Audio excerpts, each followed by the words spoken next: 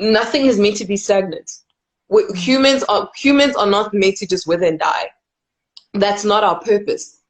So therefore, with every decision that I make, I need to make sure that it is something that is going to scale.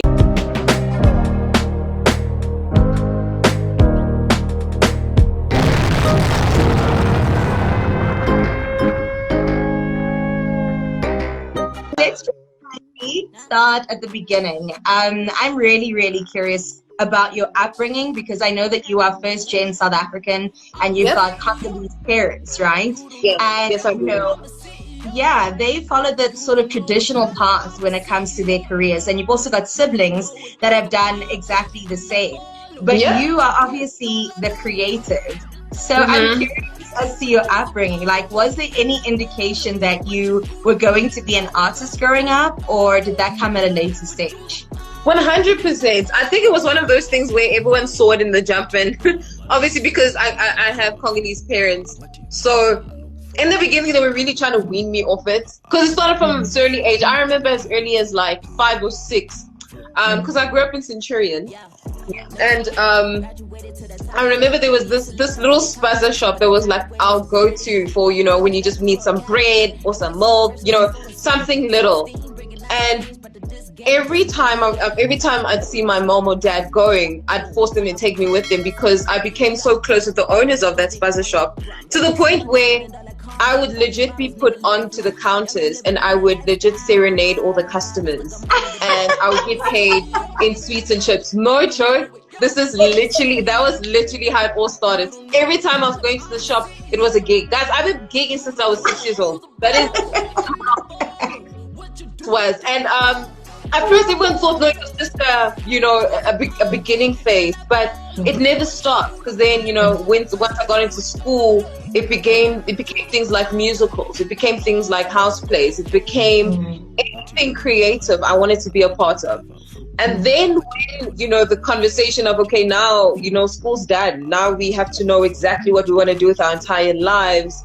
That's where the real chat began with started with my family. And it was a fight, guys. I won't lie. They weren't open in the beginning, because keep in mind, especially with Congolese parents, majority of the time when they come to South Africa, it's purely because they just want to give themselves and their kids a better life. And it doesn't register music. It doesn't register entertainment industry. It's the thing that's bankable, the doctors, the lawyers, the engineers. That's why I have like 1 billion doctors and engineers just in my immediate family. It was crazy, but we're here now, guys. We're here now. They have the support fan base. You are killing the game. Like, you know what I mean? That's the thing also. I feel like your parents have so much to be proud of, because I no shade to anyone else, because we're all on our own journeys, but you could have just been, you know, an entry level rapper. You could have just released, you know, a couple songs and moved on, but you're absolutely dominating the space. So I am so glad that they also allowed you that freedom and, you know, trusted that you would do the right thing. Thank you. It took, I won't lie, I know I also kind of had to get a place where I had to convince them. I had to not only convincing, but I had to show them. There was that thing of, I'm going to be okay. Because that's the biggest fear they have, that, okay, when we're gone, how are you going to survive? How are you going to sustain yourself? So I kind of didn't have a choice. There wasn't okay, you can just be somebody not making it. There wasn't an option. I had to succeed in order to show them, guys, you have nothing to worry about. I'm not going to be, you know, some person just lying on my couch or someone on the road singing. I'm going to make sure I get to the point where you guys are going to need me financially. And it got there. And it's the best feeling, guys, when I get the call from my mom or something like, girl, I want to go shopping right now. And I'm like, Mom, I got you. What do you need, mother? No, it's the best, guys. It's the best feeling. I think one of the best moments I had was being able to purchase my dad, because my father's a doctor, and he owns hospitals, children's hospitals in Congo. And I remember I wanted to buy my dad a car, because with our tradition, the first salary always goes to the parents. So I figured I quickly got my first salaries, and then I would buy my dad a vehicle. And my dad was like, no, he doesn't want a vehicle. He wants something for the hospital, for the kids. Okay. Yeah. And It was the best moment when I was able to help my father buy an ambulance, his first ambulance for one of his first hospitals. And that's the moment. These are the moments that I was talking about, where it's like, I told you I'd be fine, and I wanted to be a place where I can help you guys as much as you helped me. It was amazing. So yeah. Rouge, oh my goodness, I feel like we can just stop right here.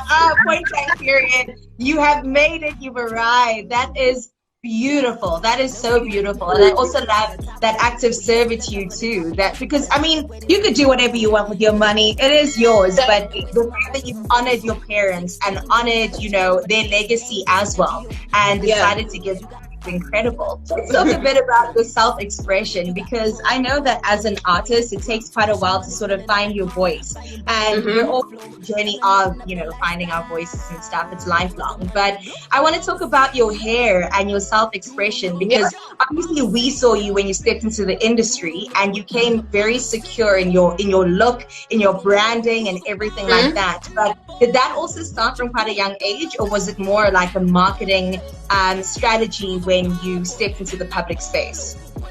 I won't lie to you, Carissa. If I'm here, and because if I'm about to tell you, no, it was planned, it was there wasn't, Carissa, I'd be lying because that was not the truth.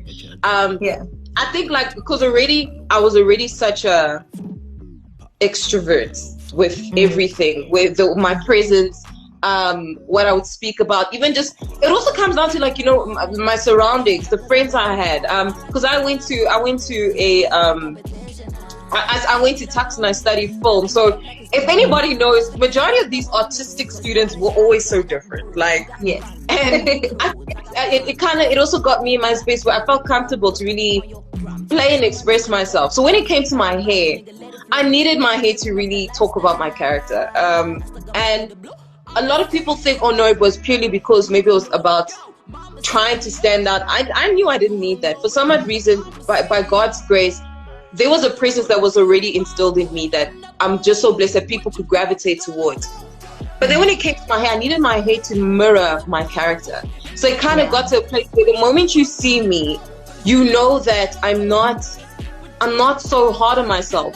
You know that I'm not too worried about what people think about me, because literally when I walk into a room, the first thing people notice is my hair before they see it's Rouge. You know what I mean? So yeah, I would say it didn't start off in the beginning, nor did it start off as a marketing plan. It really was just me expressing myself. Point blank period. And then somehow it just got aligned with Rouge, and that's how people were able to distinguish who I was. So yeah, exactly. And I love that, though. I love that it came from a very authentic place, because I feel like that is what you've had from day one. That the Rouge red and your hair was red, blah blah blah, it all sort of came together, but it felt organic. You know what I mean? Like it felt real. And even in you like expressing yourself now and like changing things up, and, you know, just kind of finding freedom in your appearance, I feel the same way. And I feel like often there's this resistance when it comes to like brands changing up and whatever. This is what Rouge is. But no, you are just fluid and open. You know, do you want to tell me a bit more about your journeying throughout your rap career and changing up your appearance? So obviously everyone knows it started off with the big red curl braids that I had. That was fun. That was fun. It was so cool with especially because once I realized, okay, people are actually taking to the brand with this hair, and then it became very clear to me that, okay, I can't let go of this hair for a while, because this is how people know me, and I had to find my way. And then it got to a point where, and funny enough, it kind of felt like stages in my journey as a musician, that same way that I got tired of making the same type of music, I got tired of the hair. I got tired of that identity, because I knew that I was growing up. I knew that I was no longer in the space of the same Rouge that people saw me in, I don't know, 2015, whatever. I wasn't the same person, and I felt like, okay, I needed something to express that in such a way that I was even scared to do it. So I decided to shave one side of my head. Won't lie to you, Chris, that was one of the scariest moments for me. Walk me through that decision. Tell me what happened there. Okay, so, and this is the thing, it wasn't even planned, because I went to my salon that I usually go to go do my hair, and but I really know, I was just like, ugh, I'm just so over these curls, you know, I need something different. And I remember I was with my partner, dropped me off, and I didn't even tell him. I remember this chat. He didn't even, he was just like, okay, she's gonna go get the normal curls. Like, we know what hairstyle she's gonna come back with. And the lady's doing my hair, and I was like, listen, I need to shock myself. I need I really need to shock myself, and shock myself in a way that I know it's going to create a reaction for myself. And it's also going to make people wake up and realize Rouge is changing. Rouge is not only changing, she's growing up. And she's like, okay, we're going to shave one side of your head. Yeah. And I'm just like, wait, she made the decision. She told me this is what we're going to do. And I was like, okay, wait. So I went, guys, I was like googling pictures and stuff. Yeah. I was like, okay, wait. Let's first find a style that I'm content with. And then this was obviously the time when Cassie was killing the one-sided haircuts and stuff like that. So I was like, okay, I'm willing to do this. I want to try it out. And the moment, it's one of those things, you know, where you guys really get, when the first cut happens, it's like it's done. There's no turning back. We just got it. And I cut my side, and I won't lie to you, Chris, I felt so happy. I thought I'd be regretful. I thought I'd be scared. I thought I'd be so worried about what people thought. But at that time, I was like, this is what I need. I need now for people to question what is going to happen next. I need myself to question what is going to happen next. And I remember my partner walked into the salon. He walked into the salon. Tell me his reaction. What happened? His reaction was like, at first, I don't even think he realized it was me. Because he's like, where's she at? Guys, like, and then he saw it was me, and he's like, he literally just said, you cut your hair. That's the first thing that he said, and he kept repeating that, and I remember we all just kind of, we laughed. And then I explained to him the journey of I'm not the same person.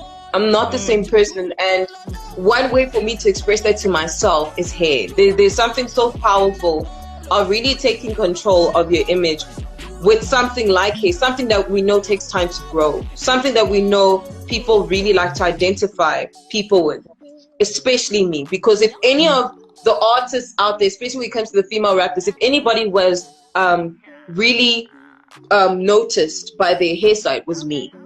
So therefore, I knew I had to do something. I knew I needed to do something for myself that even I wouldn't be afraid to do. Because I knew, like, guys, I feel like if you are content with shaving your hair, it kind of feels like there is nothing else that can be as scary. I don't know why. Because it's that one thing that we all know. You all know what is the look you're comfortable with. What is the hairstyle you're comfortable with. So when you get to a point where you remove that stigma about yourself, it just kind of feels like, yo, I can do anything. Yeah. I really can do anything. So I shaved my side. Yeah, I shaved my side. Got tired of that as well. Got to a point where it's like, okay, Rouge, let's level up again. I shaved my side. So now I had the mohawk. And I was like even my family was like, okay, there's something going on. Because by the end of this, you're gonna have to leave. Because now the other side was gone. And I remember with this one, it was during the time of the Baddest remix. The Baddest remix just came out. Yeah. And already at that point, I felt so what's the word? I can't find the word. There's definitely a word for it. But basically, I wasn't secure in my name in the industry as a female. I was very insecure. That's the way. I was very insecure of, gosh, do I belong here? Because I know with the Baddest remix, they had all the top girls at the time. Like, when I mean the top girls at that time, guys, I'm talking Fifi was killing it. I'm talking Nomuzi was killing it because she just came out with KO and everybody. She was killing it. Gigi, killing it. And then there was me. And this, but keep in mind, by this time, Bongozaga wasn't out yet. Like, Carissa, you probably didn't even know who I was by that time. Yeah. Before. So, and I knew already people were just like, who is this girl? I knew people were going to be like, why her? And so when even now, and then I remember it's like we recorded the song and everything was cool because it was the time I still had just one side. If you guys go check the pictures where we took Veke and stuff, you'll see I just had one part of my head shaved. Then it became, AKA called us to go perform at the Metros with him. And I'm like, okay, I've never been to an award show before. Rouge, you need to shock yourself again. Like, you right before a big moment, you're like, we gotta do this. I was like, we gotta do this because at the same time, we have gotta show something where, because you only have, your verse is legit only a good minute. Yeah. You better make sure people remember your minute. Most of the seconds. Yeah, exactly. Okay, so it's either they're gonna remember your verse or they're gonna remember your look. They need to be like the girl with the big hair, the shaved side. They have something I said. I shaved it, Carissa. I shaved it. If you guys look at the Metro performance you'll see it. I didn't have any sides. My sides were gone. And I felt like a badass, guys. I felt and I knew exactly what I thought would happen. It was a conversation of, the girl with the red hair. That's what I was. If you didn't know my name, it was like, Anna, what's that name? The girl who raps. She has the red hair and shaved sides. Do you guys know? Yes. You know what I mean? You didn't exactly. Yeah. So it just became like, for me, with my hair, it became a process of when I was ready to level up as an artist, I would make it, shave the one side, I got to the point where I shaved the back, so it was just this top left. Then when I finally was ready to let go of the red hair, which I was very scared of. Oh, yeah. Talk to me about that. Were you scared because you felt like that was your identity and people comfortable with the change or resist the change? 100%. It was my identity. It was something that even if I shaved my sides, that part was still there. And for me, it was the thing of, oh my gosh, what if people don't know who I am anymore? What if people don't recognize me anymore? It was so scary. And again, another life-changing moment where I did it was the summer. And I was nominated for the Summers. And you know what I mean? So again, it was a thing of, you have to do something different. And guys, it was hilarious because I said, okay, I wanted to try the dreadlocky look. And for some reason that time, like, only certain people got it right. Like, I don't know, like, we all knew that dreadlocky look with the rings or that thing people would put. So I was like, okay, that's what I'm going to do that. And then, so it's the night before I leave for the Summers. I go into my hair. Carissa, it was a mess. It's one of those, what you asked for versus what you got. You got. I cried. I went to my mom's room. I cried. I was like, oh my God, I look so bad. I was like, what did she do? It looked so, I cried. And I remember, like, with my mom, I was so pissed with my mom because she kept laughing. Like, she was just like, who told you to go there and try these things? Like, no, she was ridiculous. And then my sister was helping me, so then we got to it was like these 4 braids, and then we're like, let's just figure out something. So night before, now me and my sister are kind of opening it to make it kind of big and just huge. And thank God, it looked amazing. Yeah. So then I do Summers. Summers is such a moment because also it was the first time people had seen me without the red hair. So also a lot of the conversation outside of the, outside of me being nominated was like, Rouge is growing up. Did you guys notice she doesn't have the curls? She has these really long dreadlocky looks that's going on. And that was a moment for me. I was like, okay, it's another level up. I hope you're ready for it. Yeah. Then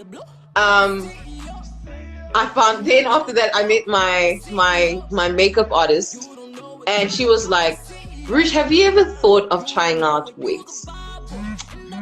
And I was like, then I don't know about that. I have not had a wig. Because we were just randomly talking about hair and stuff like that, and the things that she was the one who was dealing with my whole look throughout the process. So that's when she was like, you know what, we could actually give it a try. Like, have you ever thought about trying it out? Yeah. And she's like, wait, but even before that, Rouge, like, how does your hair look? Because now that we realize we've never seen yeah. The thing is, guys, our 90, I'm so proud of my hair. My hair is, I've never relaxed. The last time I relaxed my hair was when I was, I can't even remember. I'd say 14, 13. Damn. That was a very long time ago, like over 10 years ago, that I relaxed my hair. Because I knew I wanted to go with the natural hair journey, so that when I get to the point where it's like, okay, I'm done with the braids, I'm done with the wig. Yeah. You guys are about to experience an incredible mane. That's what I have a mane. I was like, okay, let's try the wigs for now. I was like, we're gonna do the wigs until I get to the point where it's time to release the natural hair. So that's the stage that I'm at right now with my hair. And the next stage that you guys are going to experience, which I feel like we're not ready. I feel like we're not ready for it. I don't think anybody's ready, but I'm so excited because it's getting there. It's not getting there. It's pretty much there. We're almost there. So yeah, I've been doing the wigs, and I knew people were also like, but why wigs, Rouge? Because now you kind of look like everyone else. And I felt like, because I don't need to be so out there anymore. You know my name. You know who I am. So I don't have to hide behind this mane. I've grown up. The music is doing the speaking now more than my hair.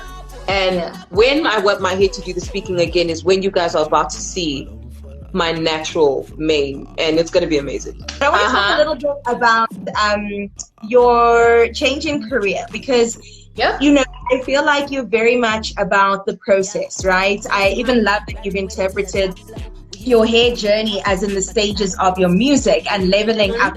I think that's beautiful. I also know spirituality is quite close to you, and you are quite a spiritual person.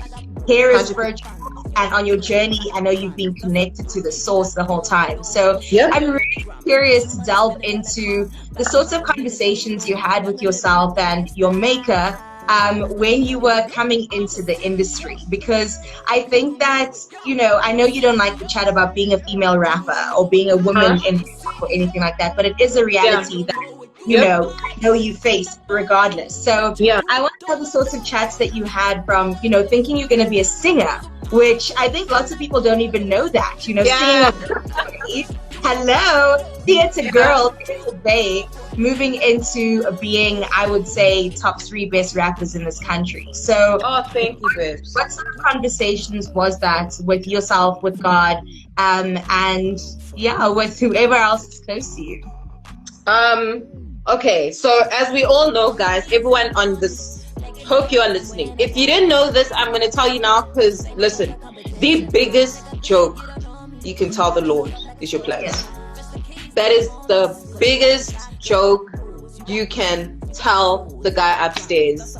Because listen, guys, so for me, the one thing I do believe is the world rotates in a way that it turns in our favor, but only to a certain extent. I knew I wanted to be in the industry. That was a given. Like I said, from 6 years old, I was standing on counters and singing my heart out for bar 1 chocolates. You know what I mean? So it was literally that. Did I know that I'd be going into rap? Never. Because I didn't really care for it. It was not my thing. While people are doing cyphers at school, I'm going to the musical class. I'm in choir. I'm doing those things. And when I eventually got into the industry, it really was also a tug of war with, this is entertainment and also my values. It played, like, legit, it was a back and forth fight of, okay, but Rouge, what are you willing to do and what are you not willing to do? And I know I had chats with a lot of people being like, Rouge, if you don't get naked, Rouge, you're probably, no one's gonna listen to your shit. Like, if you don't if you don't make yourself a lot sexier in the way that, you know, people deem the norm for the convention, exactly the convention in the hip hop space, you're probably not gonna make it. And it was really a battle I had with myself, guys. I'm not gonna lie to you and be like, it was a no all the time. I also got to places where I'm like, yo, should I? Maybe I should. You know what I mean? And that's honest conversation. But then thank God of the surroundings I had, from my family to the friends I had, to even the industry friends. Because already with my family, I knew it was already a thing of Rouge. We didn't ask, we weren't in the space of, okay, go do this so you could change. That's not what that's not what was expected of you. Change, they said to me it was about growth more than changing. Because at the end of the day, when you go home, it's gonna just be you there, and you're gonna have to live with yourself. You're gonna have to live with the decisions that you have made. And that was enough for me. That was really all I had to hear from that side. And then it came down to my friends, and it was so great when even just the smallest thing where my friends are like, Rouge, this isn't you. Like, we're gonna tell you straight up. And I'm not only talking about the people I grew up with, because definitely they were there. I'm also talking about my industry friends. I'm so thankful that I had people like Nomuzi. I had people like Reason. I had people like Pearl. I had people like the Dineos who always kept me in check. They were always like, Rouge, what are you doing? So just because you see that girl doing that and you see that person doing this, you think that you're going to have the exact same journey if you decide to take off your clothes, or if you decide to make this type of music, or if you decide to sound like this. Do you honestly believe that your journey is going to be exactly the same? You can literally mimic that person and the journey is not going to be the same. The people are not going to take to it, because at the same time, what was so key to realize was I have my market, and my market is going to look at me like we are so confused. We are so confused as to who this is. So it really was a tug of war for such a long time. And eventually I finally got to my place of comfort where it was, I don't need to do that. I mean, that's why I'm here. That's how I ended up on a remix that nobody expected me to be on. No one even knew my name. That's how I won the summers. That's how I won the awards. By being myself. You know what I mean? By me choosing to stick to the things that I deem is very important to me, which was the values that have been instilled in me by my parents, which are the circles that I decided to surround myself with, the beliefs and the rules that I have set upon myself as to, no matter how far the industry gets in terms of expecting this, if I know that that is not who I am, then it's not who I am, and I'm still here. So I think I just want to be, Carissa, I just want to be an example to a lot of girls and whoever else is here, to see that I'm here being interviewed by Carissa because I made some type of impact. And that was done without me having to change who I am. So That's beautiful, Rouge. Thank you so much for being honest and sharing that. I think there are two parts to this, because I think you needed to go on that journey and sort of allow yourself that space of experimentation and is this for me, is this not for me? And thank goodness, like you said, you had the honest circle around you to kind of guide you, but you had to learn the lesson for yourself. You know what I mean? It kind of put you on this path, which is incredible, because we also get to reap the benefits of it. And I am all for like body positivity and show as much or as little as you want to, but I draw so much inspiration from that, because to me it shows me that whatever your truth is, if you stick to that, you're going to be a success. Exactly. Whatever it is, however it materializes, and you're a testament to that. So I think that's incredible. Let's touch on comfort zones, because you mentioned it a couple times, and I'm a big fan of the notion that outside of a comfort zone is where all of the magic happens. And I feel like you have that as a driving force, that you constantly are pushing boundaries and pushing yourself in your craft, in your singing, in your business, in your look, in everything that you do. So what is your relationship with comfort and discomfort? I think it really is a balance of both. It really is a balance of both. I do believe in, pushing that line further and further and further, as to, where it's a thing of, there is that idea of the sky's the limit, and when you've hit the ceiling, now we have to reach for the stars. I fully believe in that. And for me, it became a conversation of, okay, Rouge, there are certain things that you know it's not who you are. But there are also certain things that you know you need to see. You need to explore. It's one of those things where it's so different when people tell you things and in another relationship of you experiencing it yourself. And it's literally like you said now, where I had to experience it. I had to go through my own journey in order for me to be like, okay, this actually isn't me. I don't feel comfortable. And it's not even a thing of me feeling uncomfortable because it's different. I'm not happy in this choice. I don't feel happy. I don't feel like I've elevated. I don't feel like this is an evolution. This is just change. This is complete change, and not in a good way. So that was where I had to find the fine line. In everything I do, it had to be about elevation for me, then change. That was the key thing for me. So once I knew, okay, cool, there's an evolution happening with this choice, whether it be your hair, whether it be your brand, whether it be your music, I'm for it. As much as it was scary, because that is like, you know what I mean? The only way, you know what I mean? You have to be scared in order for something to be called courageous. It is the only way. So those journeys were the ones that I would go on. But when it became a thing of I'm spotting change here and I'm spotting myself losing sleep over this decision, that's when it's a different chat. That was the fine line for me, where I was no longer happy. And I knew that this is change rather than growth. Mad difference was not about it. So yeah. I love that, change versus growth or elevation, right? Because the goal, like you said, is always to level up and not just try to, like, I don't know, stay somewhere here and lose yourself on some sort of path. Rouge, you're dropping bars, man. You are dropping bars. I haven't even asked for a young 16. Like, that's amazing.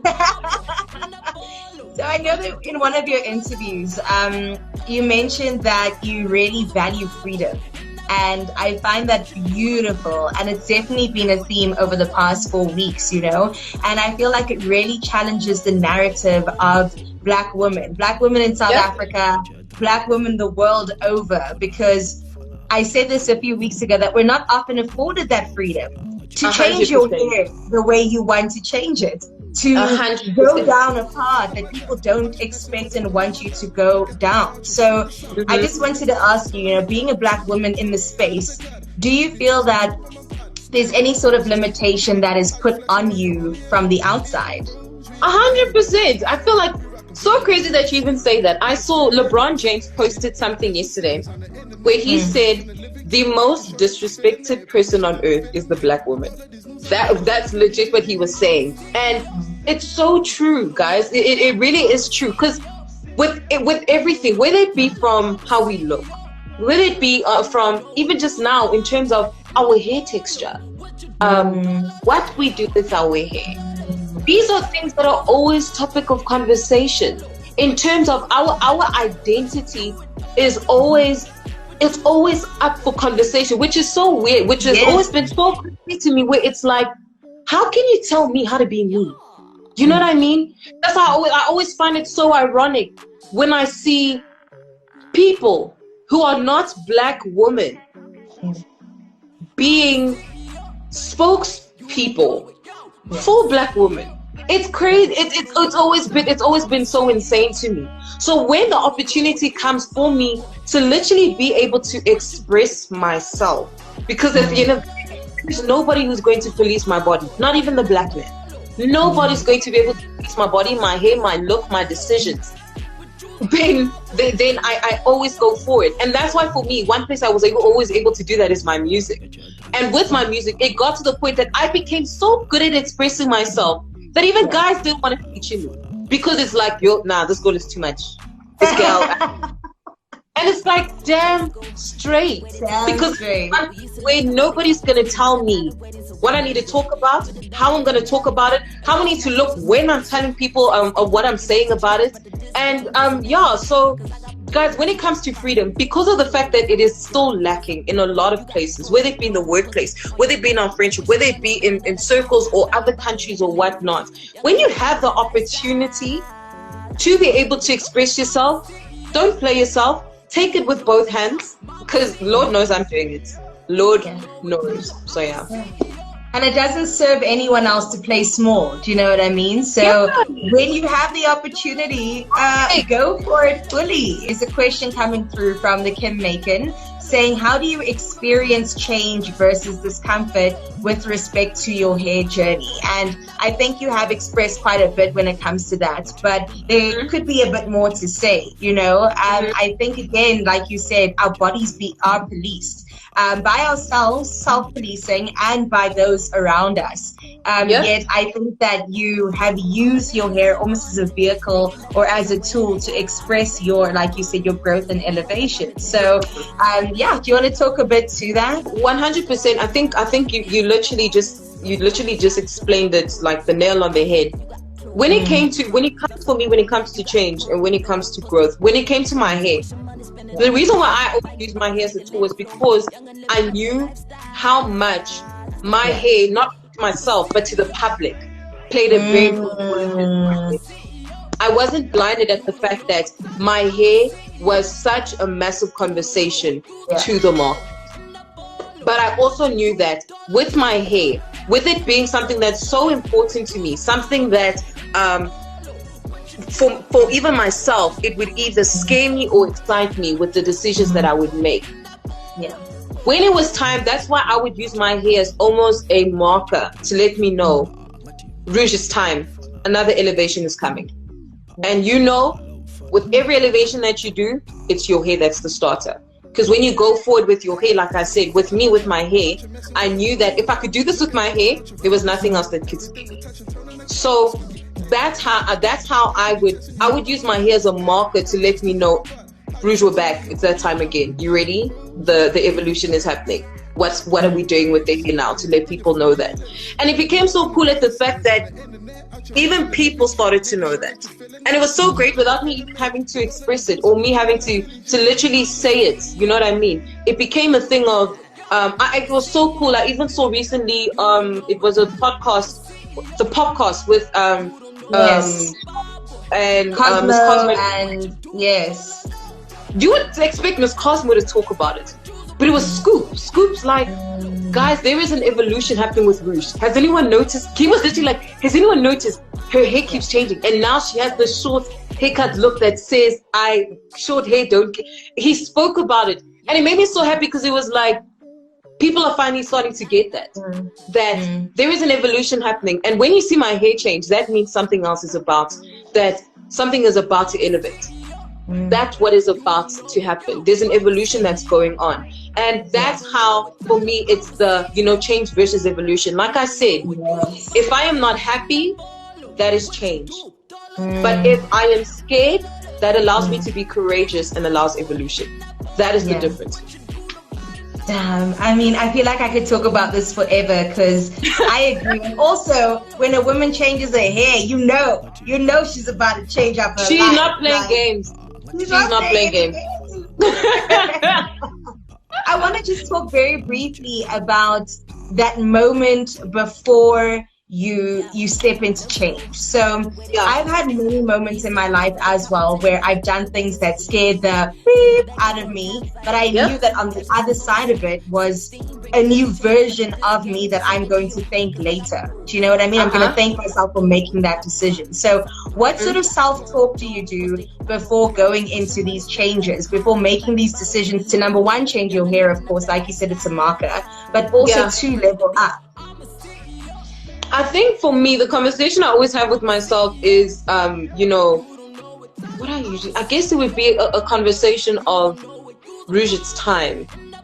That nothing is meant to be stagnant. Humans are not meant to just wither and die. That's not our purpose. So therefore, with every decision that I make, I need to make sure that it is something that is going to scare me. I have a vision board, guys. It's legit for me. My hair is kind of like my vision board. I have this vision board that has, if you guys saw my vision board right now, you'd be like, Rouge, come down. What is this? Like, ain't no Relax way. Relax. This is not happening.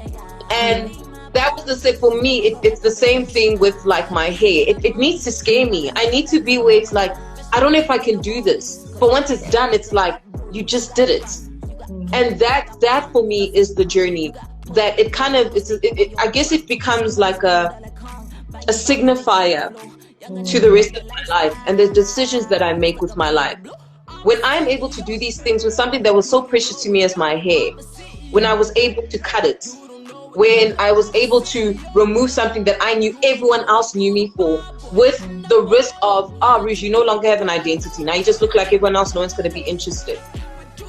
That was when it became very apparent to me that, listen, the evolution is there. Everyone is seeing this evolution happening, and you're killing it. As much as it's scary, if your dreams do not scare you, they are not big enough. I think everyone has heard that 1,000. If you haven't, it's the truth. Thank you for the reminder. Listen, guys, if your dreams, because I think I'm a testament. I know I'm a testament to dreams scaring me and not believing enough in my God-given gifts or whatever I have been ordained to do.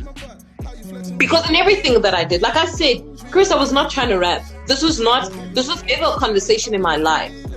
But I'm here now. I only started rapping at 19, 20. And that's late. People start rapping at 15. At 6 years old. You know what I mean? People start like at a super, super young age. I only found my love for rap when I hit varsity. You know what I mean?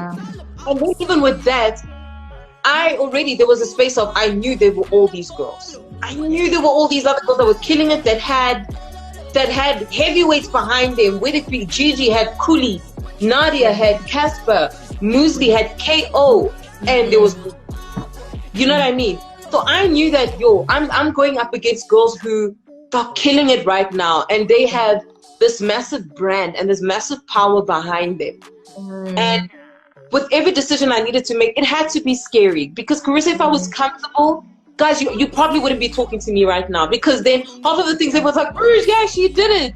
You guys had no idea that I went back and forth with myself, like, maybe I shouldn't do this. This is hard. This is probably going to be hard. I can just choose not. I could choose not to do it. Could, exactly. Exactly. And then I did. I even remember with when I did the New Year Recessions movie that I shot, guys. Can I tell you now, that was the toughest thing I've ever done in my. And congratulations for it, though. Thank you. Like, but it was history being made. It was hard though. I was like, because it was a 5-day shoot. Everything was going wrong. We're losing locations. Money's going. Actors not showing up. We cried legit from director to stage had cried the last day. And then when we won the SAFTA for it, it was just another realization of, you have to be scared. If you're not afraid, because if you're not afraid, that means it's something that you've done before, or it's something that you're so arrogant to know that you can do it. You have to get to a point where you have to get to the space of, even I don't know if I'm capable, but I am trusting in what I've been ordained to do to get me over this. And that for me, like I said, that's why my hair was also such a massive thing for me, because I knew I was so comfortable with having curls for 10 years or whatever, how long I had them. So every time I let it go, it was just another realization of, did you die? No. Yeah. But did you gain? How yes. So yeah.